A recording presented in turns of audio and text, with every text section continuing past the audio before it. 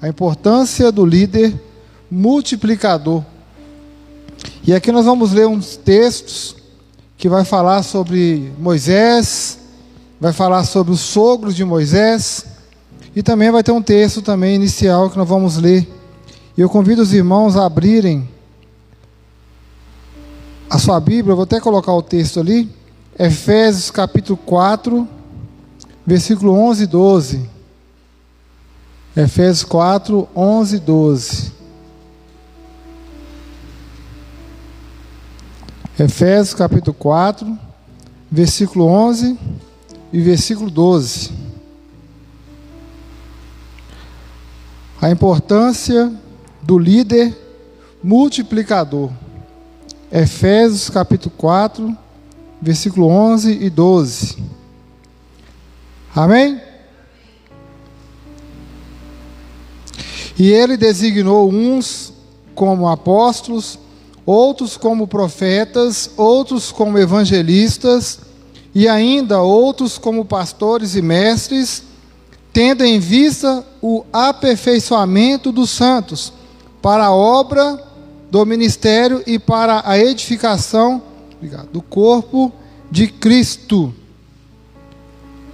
Amém? Então, o tema da nossa reflexão nessa noite é a importância do líder multiplicador. Oremos. Senhor, meu Deus e meu Pai, nós te agradecemos, Senhor, por essa leitura da Tua palavra. Pai, muito obrigado, ó Deus. Toma, Senhor, cada vida nessa noite, cada coração, ó Pai, que nós possamos entender, Senhor, mais essa lição, Senhor, que envolve a igreja do Senhor, ó Pai. Essa oração que nós oramos, agradecemos em nome de Jesus. Amém. Irmãos, qual que é a importância do líder multiplicador? Até agora nós estudamos algumas lições aqui na igreja, nós falamos a visão da igreja multiplicadora, né? Nós falamos sobre o que é a igreja e como expressar os princípios da igreja multiplicadora no tempo de hoje. Então nós temos só que recordar, né? Recordar aquilo que nós falamos até então. Nós falamos que a igreja multiplicadora, ela é a visão da multiplicação intencional, baseada em 5 princípios de crescimento para a igreja local, com o objetivo de cumprir a grande comissão. E nós falamos também, irmãos, que Jesus foi um grande exemplo que viveu a sua vida, o seu ministério de forma intencional. O que nós falamos acerca de Jesus? Nós falamos que Jesus, ele sabia o que estava fazendo, o que fazia, o porquê fazia e para quem fazia. Então isso remete-se a nós. Desde quando Jesus deu aquela ordem lá em Mateus 28, 19 ao 20, ide por todo mundo pregar o evangelho a toda criatura, né, etc. Então ele mostra para nós o que a igreja, o que nós como servos de Deus, aquele versículo que nós lemos quando nós iniciamos aqui a mensagem, os santos, o que o Senhor quer dos santos dele, que faça, que nós vivemos de uma forma intencional, que falarmos de Jesus para as pessoas de uma forma intencional, saber o que estamos fazendo, o porquê fazer e para quem, que é para o próprio Jesus. Nós não podemos, irmãos, perder a oportunidade de evangelizar. Se der uma brecha para você, irmão, tem que aproveitar e falar de Jesus. Hoje eu estava lá em Bicas, né, saiu um pouco da exceção, né, que eu só vou lá de quinta-feira.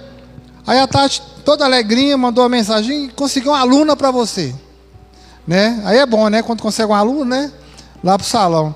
Aí já mandou o WhatsApp, eu já mandei mensagem para ela lá mesmo, aquele sol, lá tem um sol para cada um, irmãos. Pode ver que eu estou até pretinho. Aí conversei com ela, ela foi e desabafou. Ó, não vou poder fazer agora, eu estou de atestado, estou com problema na perna, eu não estou conseguindo dormir, não estou conseguindo, eu só estou ficando sentada de lado, eu tenho que estar fazendo os exames para descobrir o que eu tenho, e provavelmente eu vou fazer em novembro, e foi falando e abrindo a vida dela assim, de uma vez. Eu falei assim, irmã, ó irmã, Eu falei, Gabriela, né? Gabriela, eu vou orar por você, vou levar sua vida, seu pedido. Na verdade, você não pediu, mas nós vamos orar por você lá na igreja. Então tá bom, ora mesmo, ora aí que eu oro daqui. Então é uma oportunidade que a gente tem de falar, de orar por uma pessoa. Domingo passado nós saímos de manhã, a irmã Noema estava aqui na rua, e ela falou assim, minha vizinha está precisando que um pastor vai lá, porque ela quebrou o fêmur, uma senhorinha que fica aqui, e vai lá. Eu falei, vamos lá agora. Fomos lá, conversamos com ela, ela não estava conseguindo dormir, e não consegue, né, irmãos? Acabou de quebrar o fêmur, né, recém-operada, e está impaciente, né? Nós oramos, lemos a palavra de Deus, inclusive na hora que sair daqui eu vou passar lá de novo. Eu falei com a filha dela, se precisar só me mandar mensagem que a gente vem, mas eu já tinha prometido para ela que essa semana eu iria passar lá, mesmo se ela não enviasse mensagem. Aí a filha dele me mandou a mensagem, pastor, vem cá hoje ou amanhã que minha mãe precisa de você. Ela está precisando dormir, ela não está dormindo, né? Pela misericórdia, né, de Deus na vida dela, ela dormiu depois, no dia que a gente foi lá. Nós oramos por ela, lemos o versículo, né, em paz me deito, né, o salmo e tudo, e ela sentiu um pouquinho mais de paz. Então, irmãos, é aproveitar a oportunidade que nós temos. Então, nós temos que saber o que fazer, por que fazer e para quem fazer. Então, nós vamos lá hoje, nós terminar aqui.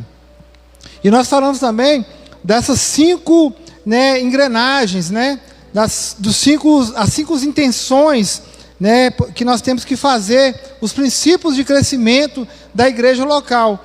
O que foi que nós falamos? Nós falamos sobre a oração, sobre a evangelização discipuladora, plantação de igreja, formação de líderes e compaixão e graça. Então são 5 princípios que a igreja precisa ter desde sempre para que possamos alcançar as pessoas. E hoje então, irmão, nós vamos entrar já no assunto do tema de hoje. Vamos ler juntos esse versículo aqui? E ele designou uns como apóstolos, outros como profetas, outros como evangelistas e ainda outros como pastores e mestres, tendo em vista o aperfeiçoamento dos santos para a obra do ministério e purificação do corpo de Cristo. Então eu faço uma pergunta para cada um dos irmãos. Isso inclui a mim. Desde quando eu comecei a estudar essa lição, eu estou me fazendo essa pergunta para ver se eu não vou esquecer de alguém, né, na minha vida. Pode ter um ou pode ter mais de um. Quem foi o líder mais influente da sua vida? Quem que você fala assim, não, essa pessoa foi influente, né? Os irmãos devem estar pensando em alguém aí, né? Ou em várias pessoas aí que foi influente. Eu tenho várias pessoas que influenciaram na minha vida positivamente, né? Começando lá em casa, né? Meu pai, por exemplo, me influenciou positivamente, trazendo para a igreja desde berço. Inclusive, essa Bíblia que eu uso, até eu troquei a capa dela, que tanto usá-la, tanto estudar para o concílio, foi uma Bíblia que eu dei para o meu pai em 12 de agosto de 2012. Ele veio a falecer um ano depois. E eu tenho uma Bíblia igual a essa. Aí ele viu a Bíblia e falou assim, nossa, a Bíblia é diferente, né? Tem dicionário. Nossa, gostei. Você gostou, né? Aí eu comprei e dei para ele a Bíblia na época. E eu escrevi para ele aqui, né? A gente está falando agora sobre líder e quem influenciou. Eu escrevi assim para ele, ó, Pai, que o Senhor possa te abençoar muito em sua vida, que possamos caminhar juntos por muito e muito tempo, juntos, sempre firmes na presença de Deus. Muito obrigado por me ensinar desde criança o caminho do Senhor. Me ensinou o caminho que devo andar e agora eu já cresci e não vou desviar dele.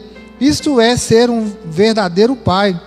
Te amo muito, seu filho Esron, feliz dos pais. Então ele foi um líder que me influenciou, né? Meu pai nunca bateu em mim, mas o olhar falava muito, né? As suas ações, os exemplos de trazer.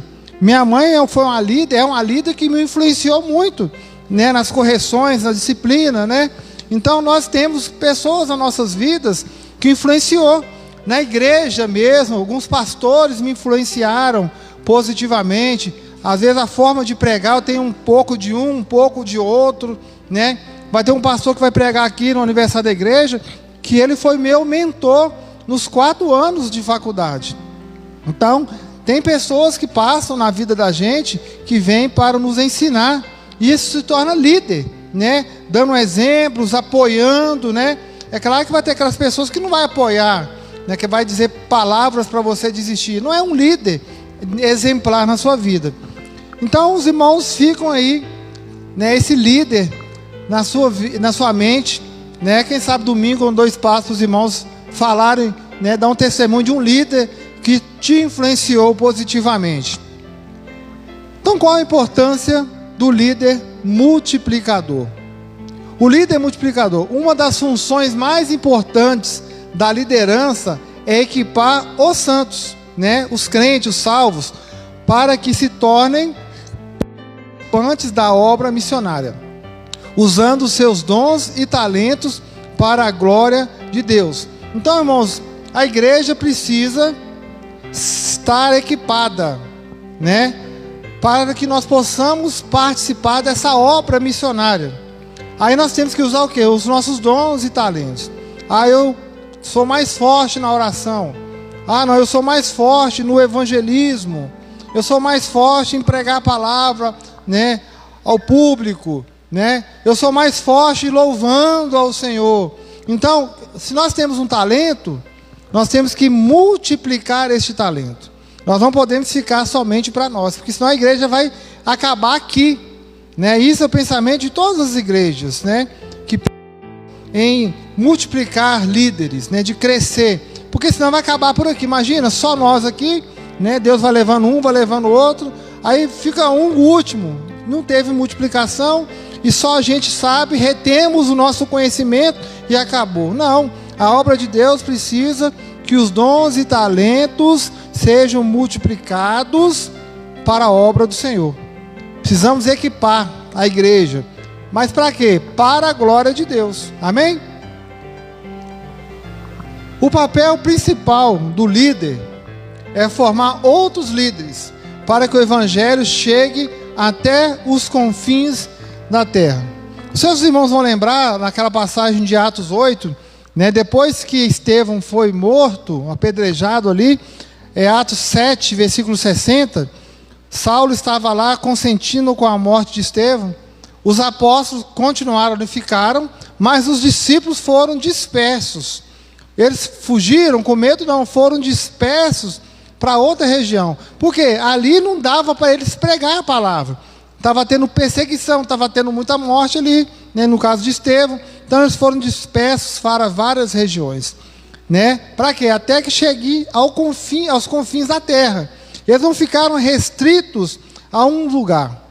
Então o que os apóstolos fizeram? Multiplicaram, formaram outros líderes, né? A princípio eram os 12, depois veio os 70, e depois que Jesus foi assunto aos céus, ele promete para a igreja, promete para os discípulos o Espírito Santo.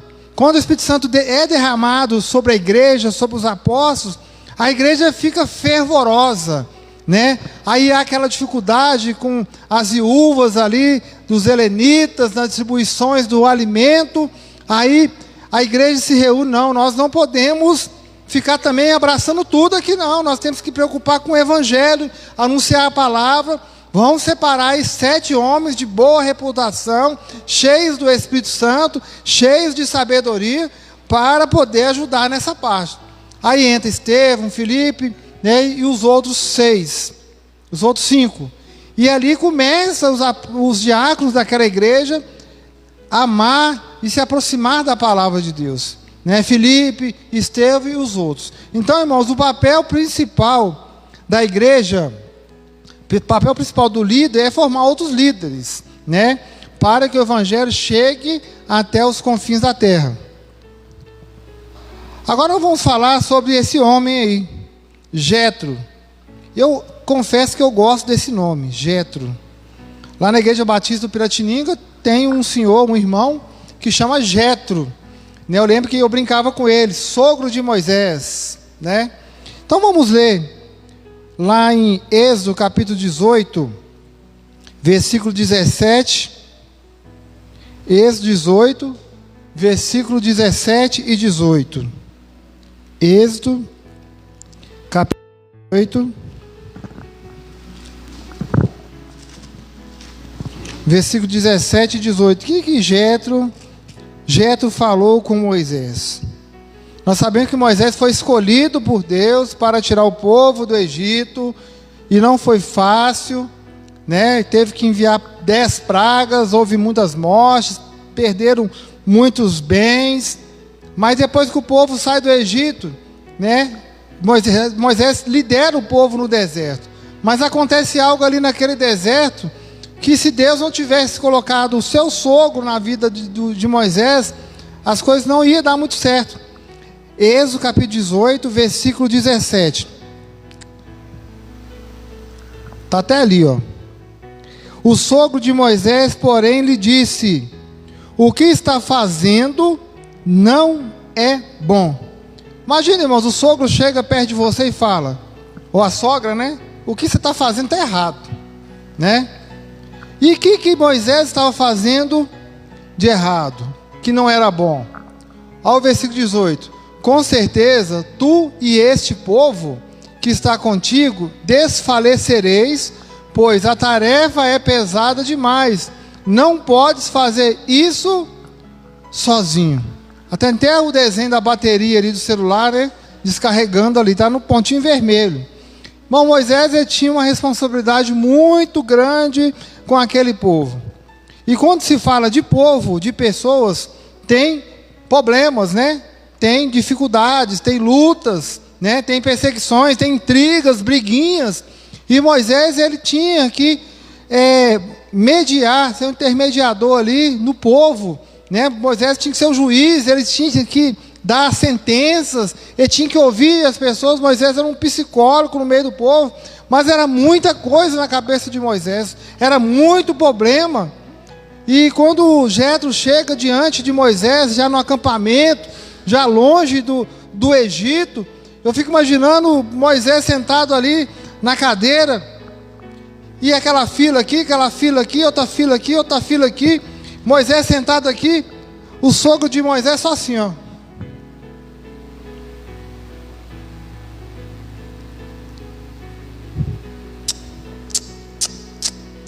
Moisés, pelo amor de Deus, você está fazendo tudo errado, Moisés. Não é isso que ele falou lá? Tudo errado, o que está fazendo não é bom. Aí ele fala: Moisés, com certeza, tu, este povo, a sua bateria vai acabar, Moisés. Está contigo, desfalecereis, pois a tarefa é pesada demais. Não podes fazer isso sozinho. Então, Jetro fala com ele: ouve-me agora. Isso é o sogro de Moisés falando com ele. Eu te aconselharei, e que Deus esteja contigo. Deves representar o povo diante de Deus. Oração: a quem deves levar as causas do povo. Ensina-lhes os estatutos e as leis, palavras. Mostra-lhes o caminho em que devem andar e as obras que devem praticar, a prática do amor. Aí ele fala: procura dentre todo o povo o quê? Pessoas competentes, capazes, pessoas tementes ao Senhor, que sejam pessoas da sua confiança. Para quê?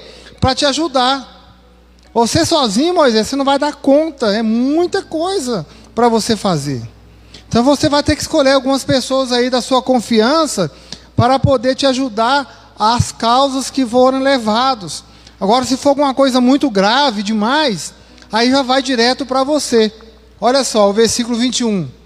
Além disso, procura-te dentre todo o povo homens capazes, tementes a Deus, homens confiáveis e que repudiem a desonestidade. Irmãos, não adianta Moisés colocar lá pessoas como que não é honesto, pessoas que querem o mal, pessoas mentirosas, falsas. Não, procura pessoas que repudia a desonestidade. Aí, o que sogro de Moisés fala? Não faça tudo sozinho. Nós não podemos, irmãos, fazer tudo sozinho. Aí fala, e coloca-os como chefes de 1000, chefes de 100, chefes de 50 e chefes de 10, para que eles julguem o povo todo o tempo, que levem a ti toda a causa difícil, mas que eles mesmos julguem toda a causa simples.